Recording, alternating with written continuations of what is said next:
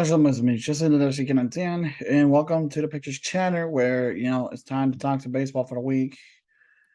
God, I am fucking tired. I came back from the gym, but I still have a video to make, so let's just get fucking started. So, first off, we got a trade.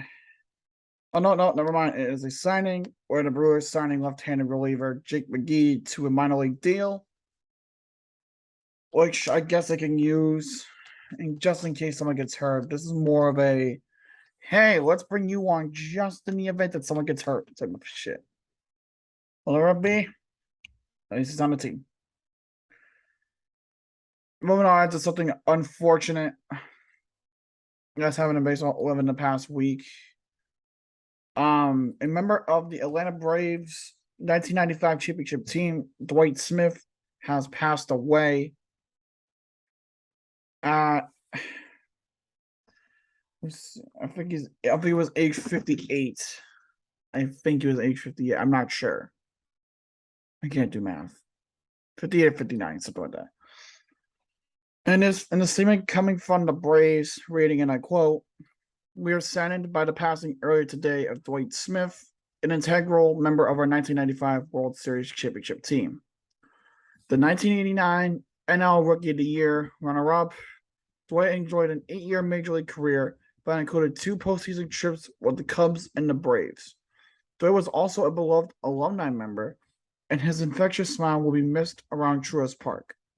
Our deepest condolences to his wife Cheryl, daughters Taylor and Shannon, and son Dwight Jr." So an unfortunate passing in the Smith family. There was a statement that was put out by his son. Let me scroll up a bit.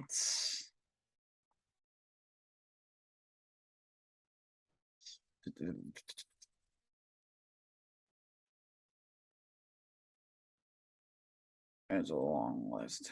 There we go, right here. And the statement from Dwight Jr. said, "Thank you for all your thoughts, prayers, and support for this difficult time for our family. He was a great father, husband, friend, coach, and champion. He always wanted to spread love, happiness, and positivity to this world. He will truly be missed, but his legacy will live on through his family.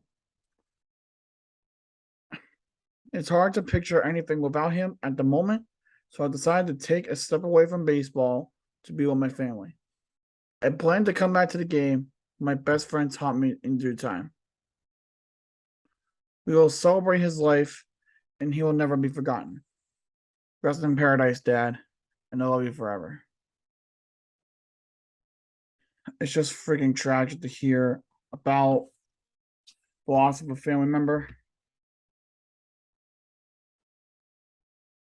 Again, it's tough, I understand.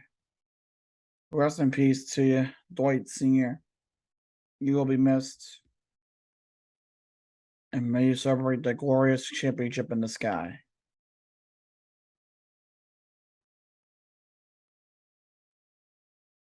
Man.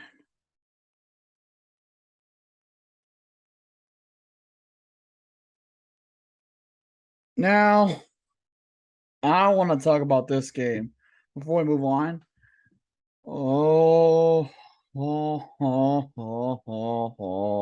I get to laugh at Red Sox fans right now.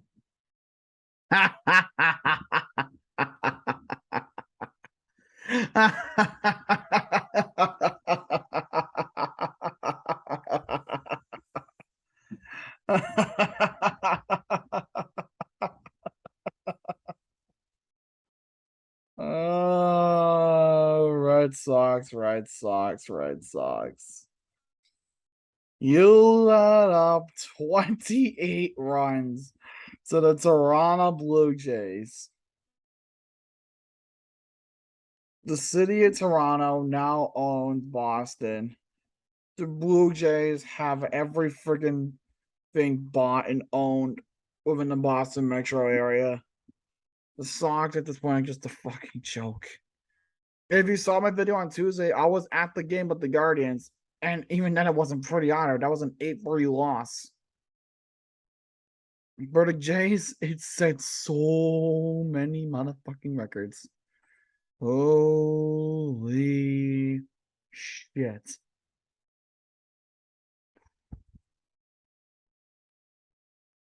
Can we all just laugh at Boston for that one? Yikes. It's just. Well, moving on. The Mets have acquired Daniel Vogelbach from the Pirates in exchange for a right-handed pitcher, Colin Holderman. So a trade has been made where the Mets try to get better in their infield, and the Pirates try to get better in pitching, but this is a win for the Mets. There's really nothing you can say about it that will change your mind. That is a fucking Mets win. In the secondary trade by those two, catcher Michael Perez is headed to the Mets in exchange for just cash. Again, Mets win on really not on that one. There's really nothing you can say about that one. It's just been a rough time. I'm sore, I'm tired, I'm just fucking making this video. Moving on, a statement had to be put out by the Phillies regarding the inclusion of Pete Rose during the club's alumni weekend ceremonies between the 5th and the 7th of August. The statement put up by the Phillies was, and I quote, "In planning the 1980 reunion, we consulted with Pete's teammates about his inclusion. Everyone wants Pete to be a part of the festivities since there will be no trophy in 1980 without him. In addition, the club received permission from the commissioner's office to invite Pete as a member of the championship team." Now, people, if you're new to baseball and you don't know why, basically in the 90s, Pete Rose was banned from baseball for, I believe it was betting against betting against some games that wasn't his own. And back then it was no. But today it's like, oh, okay. That's exactly what it was. You have to damn exactly sure what it was. But nowadays, I don't know. See what you can.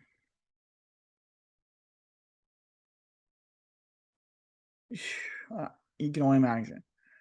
But I have a feeling that next week's episode of the show will be a lot busier because the trade deadline is on Monday.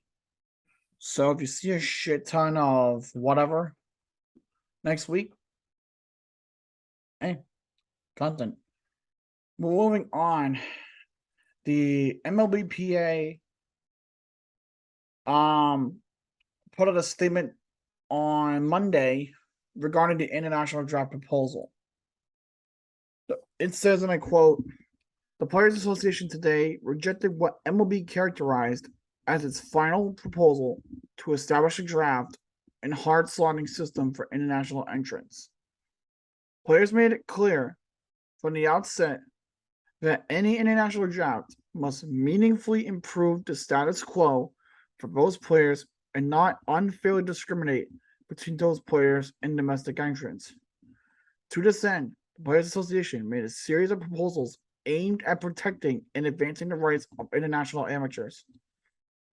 Our draft proposals, unprecedented in MLBPA history, sought to establish minimum guarantees in player signings, roster spots, infrastructure investments, playing opportunities, scouting opportunities, as well as enforcement measures to combat corruption. We also made proposals to compensate international signees more fairly and in line with other amateurs, and to ensure that all prospects have an access to an educational and player development safety net. At their core, each of our proposals was focused on protecting against a scenario that all players fear the most: the erosion of our game on the world stage, of international players becoming the latest victim in baseball's prioritization of efficiency over fundamental fairness. The league's responses fell well short of anything players could consider a fair deal. So basically, they got fucked in the ass. That's pretty much damn sure.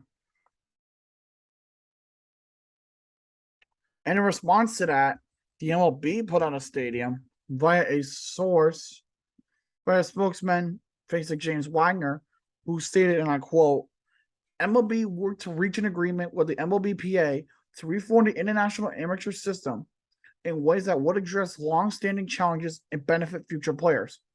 We are disappointed the MLBPA chose the status quo over transitioning to an international draft that would have guaranteed future international players larger signing bonuses and better educational opportunities, while enhancing transparency to best address the root causes of corruption in the current system.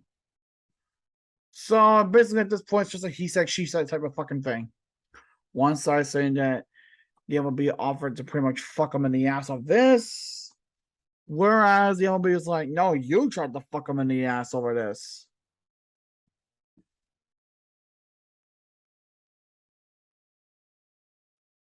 At this point, you just pick a side and just fucking figure out who you want to support on that one, because I don't know. I don't know.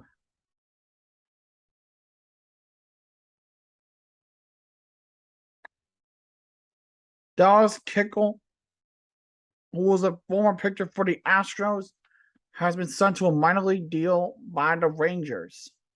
He'll be reporting to Round Rock, which I'm guessing is one of the minor league teams that the Rangers have. I don't know. I don't follow minor league baseball that much. But it's not my fault. I got other priorities that I have to try to stay on top of. College being one of them. Just saying. Moving on. I know there was a big trade that happened. Yeah, right here. Here we go. So the Andrew Benintendi trade. This one I was pissed at because, one, I liked Andrew Benintendi as a Red Sox.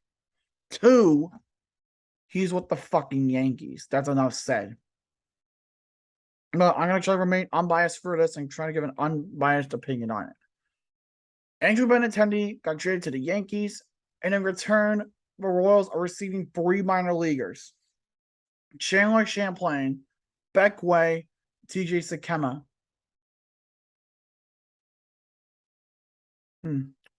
Sakema, who was a left-handed pitcher, was the Yankees' 19th, was the number 19 prospect. Beck Way, also a pitcher, right-handed, is number 21. And the other right-handed pitcher, Champlain, was not even in the top 30. So 2 top 30 prospects and a lesser tier prospect, I guess. Whatever.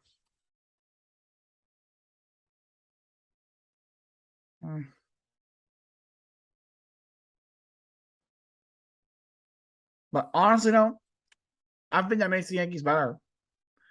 Because Benintendi, he's a really good outfielder, okay? I'm not going to deny that one bit. He is a great outfielder. There's no denial about that one. And I think he will do actually good. You're given the right tools in Yankee land, you're good.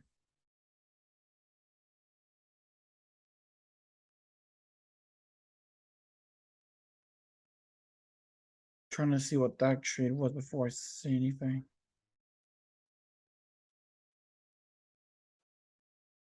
Real quick, just give me a second. Because I don't see the trade details for it, so I might have to Google it. So the trade that I'm seeing was the Mets acquiring outfielder Tyler Naquin, a left-handed pitcher Philip Dial from the Reds. And there was exchange for minor leaguers. I don't know the number nor who they were. Maybe I can look it up really quick. Let me. I'm looking really quick.